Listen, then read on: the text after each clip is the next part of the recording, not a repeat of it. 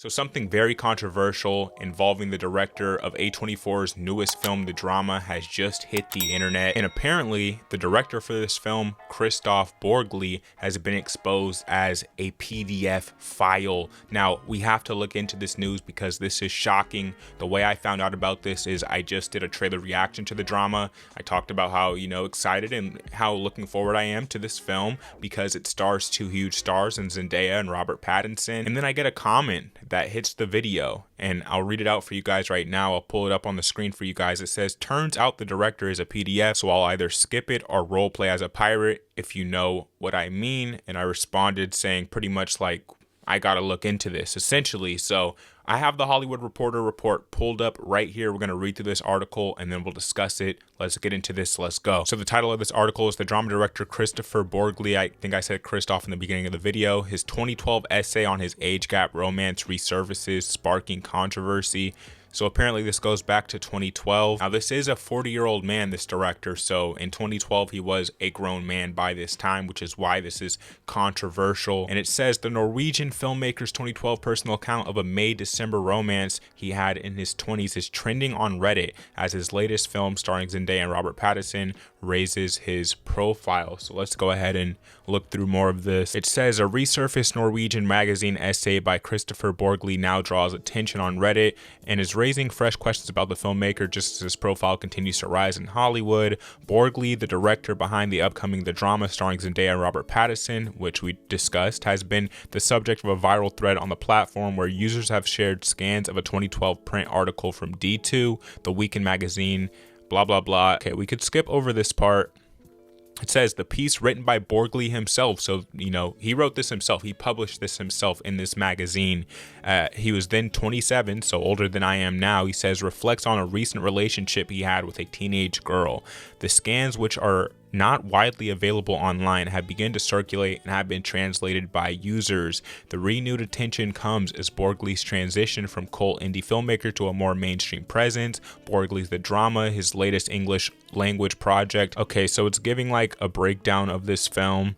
While the legal age of consent in Norway is 16, relationships between adults and teenagers remain socially contentious in the country, a tension Borgli grapples with in this essay. So moving on here, the Hollywood Reporter has reached out to A24 and Borgli's team for comment. Below is the full translated text of the essay as shared and translated from the original Norwegian. So apparently we have before us the official essay that he published in this magazine about, I guess, age gap relationships. Again, very strange, very weird territory here for the director to be involved with in any capacity. But let's go ahead and look over this. It says, Wikipedia lists 266 films that deal with so-called May to December romances. The term May-December is explained here as when the age difference between two people in a relationship is so large that it risks social disapproval. The reason I know this is because I met a girl 10 years younger than me whom I liked very much. Okay, so he wrote this when he was 27. He could be talking about before this, but if he wrote this at 27 and he met a girl 10 years younger, that's a 17-year-old. Now again, let's keep reading through this, but he's writing this at 27, so I'm guessing this happened even earlier in his life, right? That's like logical to assume, right? So let's continue here. A girl who wasn't even old enough to vote, my God. And I had to find something that could recalibrate my moral compass. Wow. The few friends I confided in about my situation responded that it was not within bounds. That confirmed that it was precisely a May to December romance. I woke up in the cramped little apartment I was temporarily renting after I moved out or was thrown out by my ex half a year earlier. Beside me laying a blonde girl, a high school student, enjoying the sporadic holidays in May. This is insane.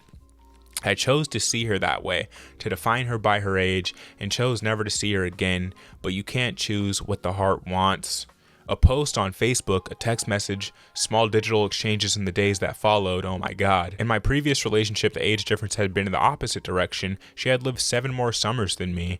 Age then proved to be more of a problem than an attraction. Emotional dilemmas like these drive me to seek out films and books with similar and relevant themes, and suddenly all songs are about me. Bill Murray and Scarlett Johansson portray a May-December romance, age 53 and 18 respectively, and Lost in Translation and Ghost Westworld, the age difference between Steve Buscemi and Thora Birch is significant, but it was revisiting Woody Allen's Manhattan that completely changed my attitude, he says. The relationship there is presented as entirely open and romantic. If a film made in 1979 in which Woody Allen's 42-year-old character has a public relationship with a 17-year-old girl is portrayed exclusively in a positive way and causes no controversy in its own time, then why shouldn't my relationship with a considerably smaller age difference in 2012 be within bounds? I chose to listen to Woody over my friends. I was fascinated by her life. Unlike me, she was born and raised in some foreign place, okay,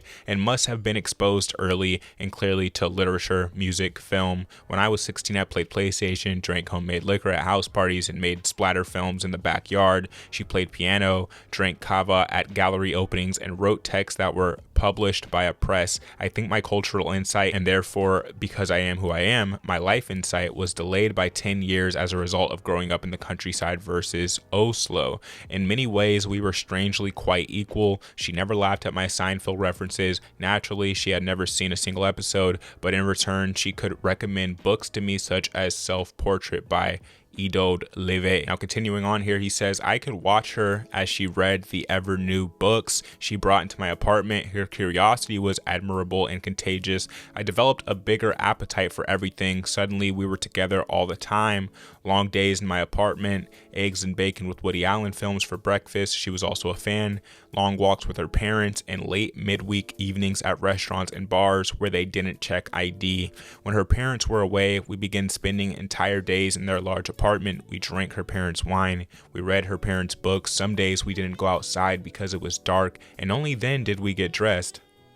Oh my God. Sometimes we could sit at the large kitchen table from breakfast until dinner without moving, just talking and laughing. She played completely unfamiliar music that I often liked on first listen, and my favorite films became her favorite films. She told me what clothes I should and shouldn't wear, crew neck, not V-neck. We shared a fascination with Fleetwood Mac. Great artist, and we both have a childish attachment to peanuts. That summer I didn't travel for the first time as long as I can remember, but the time we spent together that summer in her parents' apartment was nonetheless the best and most exotic summer I've ever had. Her parents came home unexpectedly earlier from vacation, and I had to climb out the window. Oh my God, first floor. The summer ended and our week-long weekends became ordinary. Weekdays, she was May, I was December.